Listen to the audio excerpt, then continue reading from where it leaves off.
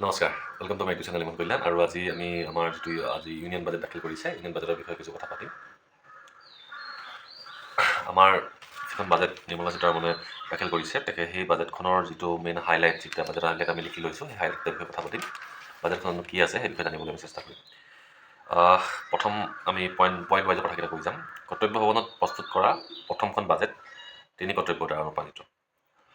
অহা 5 বছৰত 10,000 কোটি টকা ব্যয় সাপেক্ষে ভাৰতক বিশ্বব্যাপী বায়ুফাৰ্মা উৎপাদন কেন্দ্ৰ হিচাপে গঢ়াৰ লক্ষ্য লোৱা হৈছে। 3খন নতুন national institute of pharmaceutical education স্থাপনৰ ঘোষণা আৰু বৰ্তমানৰ 7খনক উন্নীতকৰণৰ সিদ্ধান্ত লোৱা হৈছে। 1000ৰো অধিক স্বীকৃতিপ্ৰাপ্ত ইণ্ডিয়া ক্লিনিকেল ট্ৰায়েল ছাইটৰ নেটৱৰ্ক সৃষ্টি। ইলেক্ট্ৰনিক্স কম্পনেণ্টছ মেনুফেক্সাৰিং আঁচনিৰ বাবে 40,000 কোটি টকালৈ বাজেট বৃদ্ধি কৰা হৈছে। খনিজ সম্পদত সমৃদ্ধ ৰাজ্য যেনে উৰিষ্যা, কেৰেলা, অন্ধ্ৰপ্ৰদেশ, তামিলনাডু, তাত ৰেয়াৰ আৰ্থ কৰিডৰ নিৰ্মাণ কৰা হ'ব। অহা 5 বছৰত 10,000 কোটি টকাতকৈ অধিক বাজেট আবণ্টনেৰে কণ্টেইনাৰ নিৰ্মাণৰ আঁচনি ঘোষণা। ৰেচম মানে চিল্ক, ৰেচম, ঊণ বা ঊল সূতা আৰু পাট সূতা, মানৱ সৃষ্ট আঁহ বা নতুন যুগৰ আঁহ যেনে বাঁহৰ আঁহ বা কলগছৰ আঁহ, এইবিলাকৰ ক্ষেত্ৰত আত্মনিৰ্ভৰশীলতাৰ বাবে লাভৰ বাবে ৰাষ্ট্ৰীয় আঁহ আঁচনি, নেশ্যনেল ফাইবাৰ স্কিম, ৰাষ্ট্ৰীয় আঁহ। তাৰপিছতে আহিলে কাৰিকৰী বস্ত্ৰশিল্প মূল্য সংযোজনৰ বিষয়ত বিশেষ গুৰুত্ব আৰোপেৰে আৰম্ভ কৰা হ'ব মেগা টেক্সটাইল পাৰ্ক। হেণ্ডলুমৰ ক্ষেত্ৰত কিছুমান মেগা টেক্সটাইল পাৰ্ক স্থাপন কৰা হ'ব। খাদী, হস্ততাঁত আৰু বস্ত্ৰশিল্প শক্তিশালী কৰিবলৈ মহাত্মা গান্ধী গ্ৰাম স্বৰাজৰ ঘোষণা। মহাত্মা গান্ধী গ্ৰাম স্বৰাজ নামৰ এটা আঁচনিৰ ঘোষণা। 200টা লিগেচি উদ্যোগিক ক্লাষ্টাৰক পুনৰ্জীৱিত কৰাৰ বাবে নতুন আঁচনি ঘোষণা। 10,000 কোটি টকাৰ ক্ষুদ্ৰ আৰু মজলীয়া উদ্যোগ বিকাশৰ পুঁজি প্ৰৱৰ্তন কৰা হ'ব। ক্ষুদ্ৰ উদ্যোগসমূহ সহায় অব্যাহত ৰাখিবলৈ তথা ৰিস্ক কেপিটেলৰ সুবিধা বজাই ৰখাৰ বাবে অতিৰিক্ত 2,000 কোটি টকাৰ আত্মনিৰ্ভৰশীল ভাৰত পুঁজিৰ আবণ্টন।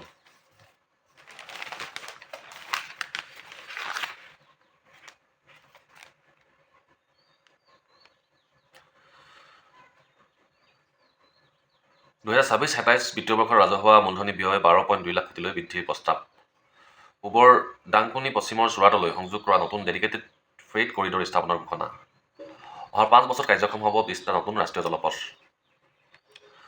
প্ৰয়োজনীয় জলশক্তিৰ বিকাশৰ বাবে আঞ্চলিক উৎকৃষ্টতা কেন্দ্ৰ প্ৰশিক্ষণ স্থাপন। বাৰাণসী পাটনাত আভ্যন্তৰীণ জলপথৰ বাবে জাহাজ মেৰামতিৰ গোট স্থাপন। ৰেল আৰু পথৰ পৰিৱৰ্তনত উদগনি যোগোৱাৰ বাবে আৰম্ভ হ'ব উপকূলীয় সামগ্ৰী প্ৰচাৰ আঁচনি। অহা 5 বছৰত 20,000 কোটি টকা ব্যয়েৰে carbon capture utilisation and storage প্ৰযুক্তি ঘোষণা। 7টা হাই স্পীড ৰেল কৰিডৰক বৃদ্ধি সংযোগকাৰী কৰিডৰ হিচাপে গঢ়ি তোলা হ'ব। এই কৰিডৰসমূহ হ'ব মুম্বাই পুনে, পুনে হায়দৰাবাদ, হায়দৰাবাদ বেংগালুৰু, হায়দৰাবাদ চেন্নাই বনাম চেন্নাই বাংগালুৰু, দিল্লী বাৰাণসী আৰু বাৰাণসী শিলিগুৰি। বেংকিঙৰ বিষয়ত উচ্চ পৰ্যায়ৰ সমিতি গঠনৰ ঘোষণা। 1000 কোটি টকাতকৈ অধিক পৌৰসভাৰ একক বণ্ড জাৰি কৰাৰ বাবে 100 কোটি টকাৰ উদগনি ঘোষণা।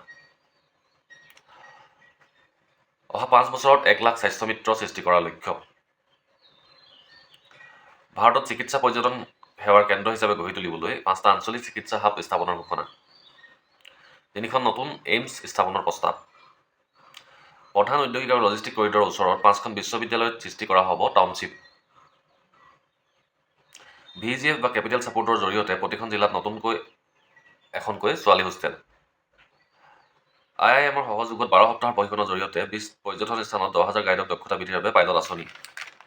গুৰুত্বপূৰ্ণ সকলো স্থান যেনে সাংস্কৃতিক, আধ্যাত্মিক আৰু ঐতিহ্য ডিজিটেলভাৱে নথিভুক্ত কৰিবলৈ স্থাপন কৰা হ'ব ৰাষ্ট্ৰীয় ডিজিটেল জ্ঞান গ্ৰিড। অহা দশকত ক্ৰীড়াখণ্ডৰ পৰিৱৰ্তনৰ বাবে খেলো ইণ্ডিয়া মিছন আৰম্ভ কৰাৰ ঘোষণা। কৃষকৰ আয় বৃদ্ধি কৰাটো নতুন পদক্ষেপ হিচাপে গ্ৰহণ কৰা হ'ব। 500টা জলাশয় আৰু অমৃত সৰোবৰত সংহত উন্নয়ন সাধন। ৰাঁচী আৰু তেজপুৰৰ ৰাষ্ট্ৰীয় মানসিক স্বাস্থ্য প্ৰতিষ্ঠানক আঞ্চলিক শীৰ্ষ প্ৰতিষ্ঠান হিচাপে উন্নীতকৰণ। দুৰ্গাপুৰত সুসংযুক্ত নদৰ সৈতে এক সংহত পূব উপকূল উদ্যোগ কৰিডৰ গঢ়াৰ ঘোষণা। 5খন পূৰ্বোদয় ৰাজ্যত 5টা পৰ্যটনস্থলী সৃষ্টি কৰা আৰু 4,000 ই-বাছৰ প্ৰৱৰ্তন। অসম, অৰুণাচল, ছিকিম, মণিপুৰ, মিজোৰাম আৰু ত্ৰিপুৰাত বুদ্ধ চাৰ্কিট উন্নয়নৰ বাবে নতুন আঁচনি। খৰখ বিত্ত আয়োগৰ পৰামৰ্শ অনুসৰি বিত্ত আয়োগৰ অনুদান হিচাপে 2026-27 বিত্তীয় বৰ্ষৰ বাবে ৰাজ্যসমূহ প্ৰদান কৰিব 1.4 লাখ কোটি টকা। 2026 চনৰ এপ্ৰিল মাহৰ পৰা কাৰ্যকৰী হ'ব নতুন আয়কৰ আইন 2025। মটৰ দুৰ্ঘটনা দাবী ন্যায়াধীকৰণে কোনো ব্যক্তিক প্ৰদান কৰা সুদ আয়কৰৰ পৰা ৰেহাই দিয়া হ'ব। এই একাউণ্টত যিকোনো ধৰণৰ TDS নাইকিয়া কৰা হ'ব। বিদেশ ভ্ৰমণৰ পেকেজৰ ক্ষেত্ৰত TCSৰ হাৰ 2% হ্ৰাস। শিক্ষা আৰু চিকিৎসাৰ ক্ষেত্ৰত LRS ৰেমিটেন্সৰ বাবে TCSৰ হাৰ 2% হ্ৰাস।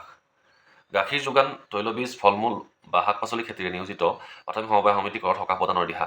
অনুৰূপ পদক্ষেপ গৰু খাদ্য কপাহৰ বীজ যোগান ধৰাৰ ক্ষেত্ৰতো। সুৰাজাতীয় পানীয়, স্কেপ আৰু খনিজ পদাৰ্থ বিক্ৰেতাৰ বাবে TCSৰ হাৰ 2% যুক্তিসংগত কৰা হ'ব। সামুদ্ৰিক, চামৰা আৰু বস্তুজাত সামগ্ৰীৰ শুল্ক সবলীকৰণ। পাৰমাণৱিক শক্তি প্ৰকল্পৰ বাবে প্ৰয়োজনীয় সামগ্ৰী আমদানিৰ ক্ষেত্ৰত মৌলিক সীমা শুল্ক ৰেহাই 2035 চনলৈ বৃদ্ধি। জটিল খনিজ পদাৰ্থ প্ৰক্ৰিয়াকৰণৰ বাবে প্ৰয়োজনীয় মূলধন সামগ্ৰী আমদানিৰ ক্ষেত্ৰত আৰোপিত শুল্ক ৰেহাই দিয়া হ'ব।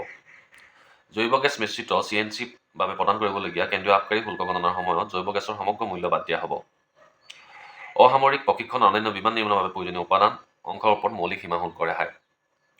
প্ৰতিৰক্ষা গোটসমূহে ৰক্ষণাবেক্ষণ, মেৰামতি আৰু অভাৱলৰ প্ৰয়োজনীয়তা ব্যৱহাৰ কৰিবলগীয়া বিমানৰ অংশ নিৰ্মাণৰ বাবে আমদানি কৰা কেঁচামালৰ সীমা শুল্ক ৰেহাই। মাইক্ৰৱেভ অভেন নিৰ্মাণত ব্যৱহৃত নিৰ্দিষ্ট অংশৰ ক্ষেত্ৰত মূল সীমা শুল্ক ৰেহাই প্ৰস্তাৱ। ব্যক্তিগত ব্যৱহাৰৰ বাবে আমদানি কৰা সকলো শুল্কযোগ্য সামগ্ৰীৰ ক্ষেত্ৰত শুল্কৰ হাৰ 20% পৰা 10%লৈ হ্ৰাস।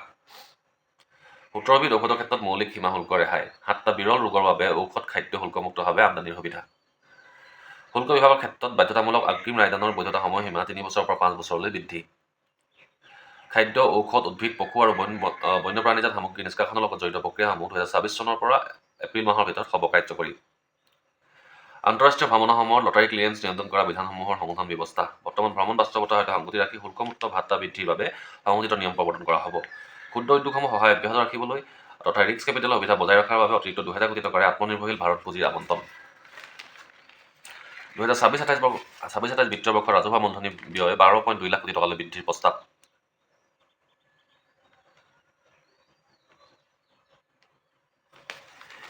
এইখিনি হৈছে থুলমূলকৈ আমাৰ বৰ্তমান যিখন ইউনিয়ন বাজেট, কেন্দ্ৰীয় বাজেট, চৰকাৰে বাজেট দাখিল কৰিছে, বাজেটৰ মেইন হাইলাইট বা মেইন অংশকেইটা। গতিকে আপোনালোকে কমেণ্টত নিশ্চয় জনাব যে এই বাজেটখন আমাৰ কাৰণে কিমান ভাল বা কিমান বেয়া। বাজেটখন অসমৰ ক্ষেত্ৰত কিমান বা অসমৰ মানুহ বা নৰ্থ ইষ্টৰ ক্ষেত্ৰত কিমানখিনি ভাল বা কিমানখিনি বেয়া বা আপোনালোকে কি ভাবে সেই বিষয়ে আপোনালোকে কমেণ্টত নিশ্চয় জনাব। মই ইয়াতে ভাল বেয়া ক'বলৈ যোৱা নাই, জাষ্ট মই বাজেটখনৰ যিটা মেইন টপিক বা মেইন হাইলাইট সেইটা বিষয়ে ক'বলৈ চেষ্টা কৰিলোঁ। আশা কৰোঁ ভিডিঅ'টো আপোনালোকে ভাল পাব। আপোনালোকে যদি ভিডিঅ'টো চাই ভাল পায়, চেনেলটো ছাবস্ক্ৰাইব কৰি দিব আৰু লগতে ভিডিঅ'টো যিমান পাৰে সিমান শ্বেয়াৰ কৰি দিব। ধন্যবাদ।